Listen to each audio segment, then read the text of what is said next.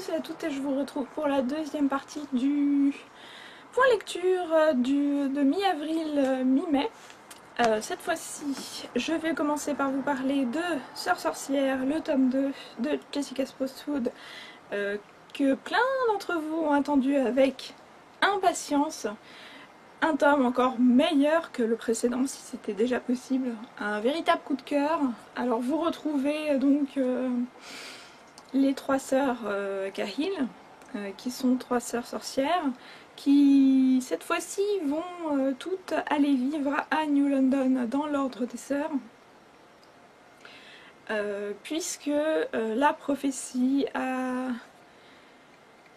été découverte et donc on attend avec impatience de savoir qui va se révéler la fameuse Sibylle, donc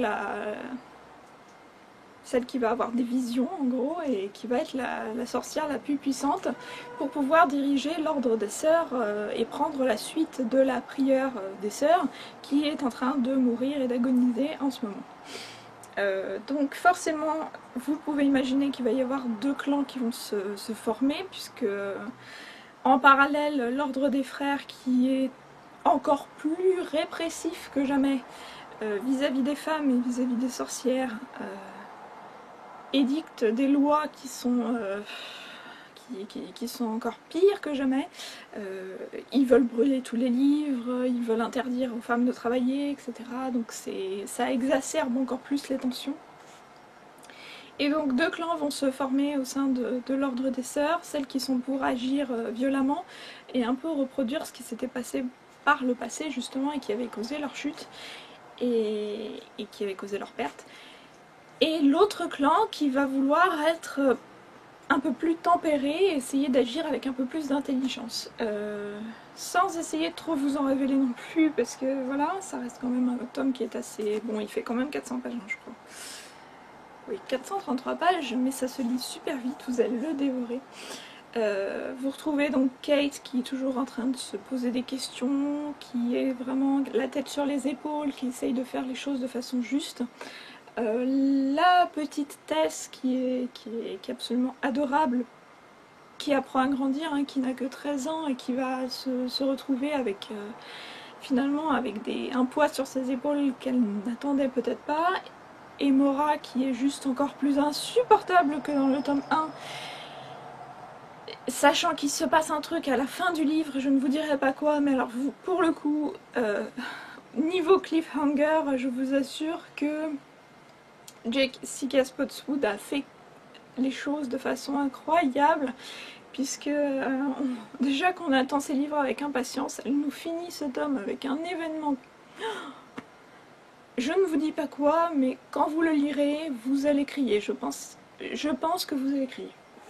J'ai ensuite enchaîné avec le tome 3 des Filles au chocolat cœur mandarine de Cathy Cassidy, toujours aux éditions Nathan. Un très très bon tome, alors qui se lit super vite, hein, en une après-midi c'était terminé. Très très bon tome qui fait 261 pages, il me semble. Un peu plus, 262, 3, bref. Qui se lit vraiment très vite, hein, c'est écrit super gros. Très bon tome qui aborde le thème de l'anorexie, qui aborde le thème des jeunes filles qui quittent l'enfance et qui abordent le monde de l'adolescence, qui voient leur corps changer, qui ont du mal justement à appréhender ces nouveaux changements, ces nouvelles formes qui arrivent, et aussi voilà quoi, ces responsabilités qui commencent à arriver dans leur vie, qui commencent à regretter l'insouciance de l'enfance, etc. J'ai trouvé que c'était un sujet qui était très important déjà, dont on parle pas forcément beaucoup dans les ouvrages jeunesse, mais qui en même temps était extrêmement bien abordé, sans... comment dire, tout en pudeur, sans pour autant être trop lourd et tomber dans les clichés. C'était vraiment très très intéressant, et je pense que beaucoup de jeunes adolescentes, ouais, de 12-13 ans, quoi, devraient lire ce livre, et même leurs parents d'ailleurs, pour essayer d'être sensibilisés à ce problème-là, parce que c'est un problème qui fait beaucoup de dégâts et qui brise de nombreuses familles, et donc je vous le conseille amplement, c'est toujours très agréable de retrouver cette saga. J'ai ensuite lu du new adulte, nouveau genre, hein, puisque d'ordinaire c'est plutôt du young adulte, mais cette fois-ci, donc je me suis plongée dans Loin de tout, le tome 1 de J.A. Redmusky aux éditions Milady. Donc c'est un tome assez épais, hein, qui fait un peu plus de 435 pages. C'est un road trip. Un road trip américain où on va donc suivre Cameron qui décide un jour de tout plaquer dans sa vie parce qu'elle en a un peu marre qu'on lui édicte tout ce qu'elle doit faire constamment parce que c'est ce qu'il faut qu'elle fasse. Elle doit prendre un job parce que c'est ce qu'on attend d'elle. Elle doit sortir avec un garçon parce que c'est pas bien d'être célibataire et qu'on attend qu'elle sorte avec un garçon et que c'est pas normal qu'elle reste toute seule. Elle doit rendre visite à son frère qui est en prison parce que c'est ce qu'on attend d'elle aussi. Elle n'a pas le droit d'avoir des sentiments contraires et d'en vouloir à son frère pour ce qu'il a fait. Bref. Donc elle en a marre, un jour elle claque tout, elle prend un sac à dos sur son épaule et elle décide de vivre le rêve secret qu'elle a toujours voulu effectuer, à savoir prendre le premier bus pour nulle part et traverser les États-Unis en bus. Sur la route, on the road, elle va rencontrer Andrew, qui est un jeune garçon aussi de 25 ans. Cameron a 20 ans, Andrew en a 25, qui lui aussi se rend... où est-ce qu'il se rend? Je ne sais plus. Il traverse tellement d'endroits que... Bref, le Wyoming il me semble.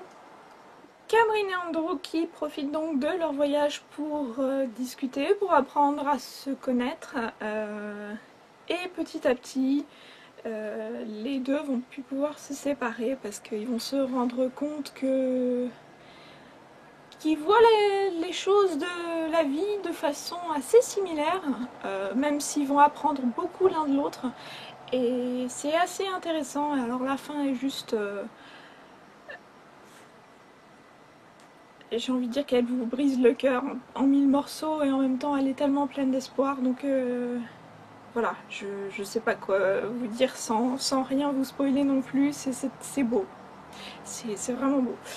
Et pour finir ce point lecture, j'ai lu Tu mourras moins bête, le tome 1, La science c'est pas du cinéma, de Marion Montaigne. C'est une BD pour changer, je n'ai pas l'habitude d'en lire beaucoup mais je compte très vite remédier à ça parce que finalement je me suis dit que c'était très intéressant et que je découvrais un monde qui était assez surprenant. Pour le coup c'était un total coup de cœur avec ce livre, cette BD, vous m'avez compris. C'est une BD qui tord le cou à toutes les idées reçues qu'on nous fait passer à travers les films d'action, les films de science-fiction et les séries télé scientifiques et médicales. Alors pour le coup, y a rien qui... Tout en prend pour sa pomme, on va dire. Des films d'action dans l'espace, etc. où vous devez détruire une astéroïde, une astéroïde, je sais plus, j'ai jamais su, un astéroïde je crois, il me semble. Bref, où vous devez détruire un objet volant là qui vous arrive, qui va écraser la Terre, etc. avec un missile pas croyable, voilà. Qu'est-ce qui pourrait se passer si vous avez peur en avion par exemple? Est-ce que les probabilités que l'avion se crache, alors en plus de ça, au moment où je lisais ça, parce que j'ai essayé de laisser traîner un peu ma lecture et de le lire en parallèle des différents ouvrages que je vous ai présentés précédemment, disons que c'était un peu malheureusement d'actualité avec le crash de l'avion qu'on n'a toujours pas retrouvé là en ce moment. Qu'est-ce que je peux vous dire encore à ce sujet? Ça parle de quoi? Des sabres laser par exemple, est-ce que c'est réellement possible?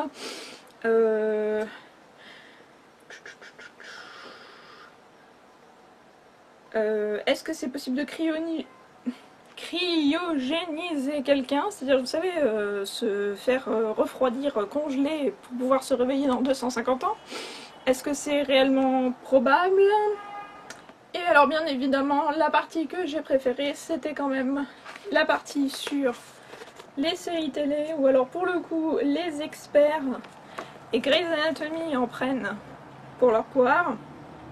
C'est juste hilarant. Alors j'essaye de vous montrer une planche. Voilà, Meredith et Christina qui sont en train de se lamenter sur leur vie amoureuse. Oh mon dieu, Derek et sa femme, il veut pas quitter sa femme, etc. Blablabla. Enfin voilà. Concrètement, vous verrez pas ce genre de choses dans la réalité, c'est plutôt ça, justement. Des gens qui sont, ben voilà quoi, qui travaillent à l'hôpital, mais qui travaillent vraiment, c'est-à-dire qui parlent pas de leurs histoires personnelles, et très personnelles d'ailleurs.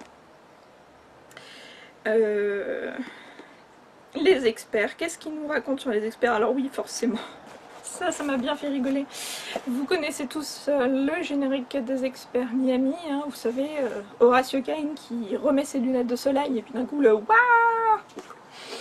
Et ben voilà, c'est aussi remis à l'intérieur de la BD, hein. Vous voyez le waouh avec un petit astérix en dessous, petit générique pour le fun, Wouhou, etc. Et vous voyez le très cher Horatio Caine,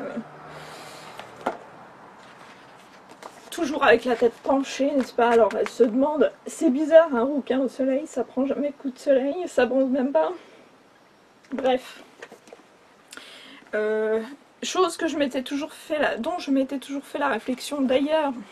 Vous savez la blonde dans les experts Miami qui arrive toujours avec des talons et ses cheveux lâchés en plein milieu de la scène de crime? Et ben ça c'est fait aussi, hein, n'est-ce pas? Truc pas probable pour dessous, hein, je veux dire, normalement ça ressemblerait plutôt à ça, logiquement. Hein, ils devraient être un peu encapuchonnés de partout pour pas laisser leur ADN. Enfin c'est juste trop marrant. Alors juste un petit hic. Parce que voilà quoi, fallait en trouver un. J'essaye de vous retrouver une belle illustration pour vous montrer pour illustrer justement hein, ce que j'essaye de vous dire. Le problème c'est que j'ai juste trouvé que les dessins étaient pas terribles. J'ai eu du mal. J'ai trouvé que franchement au niveau des illustrations, bah un peu mieux faire quoi, enfin, j'ai pas trouvé ça super beau, alors que pourtant, alors je sais pas si c'est elle aussi qui a fait les illustrations pour inaugurer chaque chapitre, puisque à la base ce sont des questions qui sont posées au professeur Moustache, et donc vous voyez que elle est capable, si c'est elle qui les a réalisées aussi, elle est capable de faire des super beaux dessins. Et à côté, bah, vous avez des illustrations qui sont un peu... voilà quoi. J'avais parfois du mal à comprendre toutes les illustrations, que je suis peut-être un peu... voilà. Je chipote peut-être un peu, mais c'était juste le tout petit truc que j'avais trouvé qui n'était pas forcément... voilà. Peut mieux faire au niveau de la qualité des illustrations. Mais sinon, le contenu était juste génial. J'ai juste une hâte, c'est d'emprunter le tome 2. Et je ne manquerai pas de vous faire une revue dessus également. Je crois que le tome 2... s'attaque plus particulièrement au monde de la médecine. Alors je pense qu'on va sûrement encore avoir des références à Dr House ou à Grey's Anatomy en masse, si je ne dis pas de bêtises. Et sur ce, je vous dis à très bientôt. J'espère que vous avez eu de très bonnes lectures. Ce mois-ci pour moi a été incroyablement prolifique, puisque pas moins de 8 livres hein, quand même, alors que le mois dernier je vous présentais que 2 ouvrages. J'espère que ça va continuer comme ça, et je vous dis à très bientôt pour une nouvelle vidéo. Salut!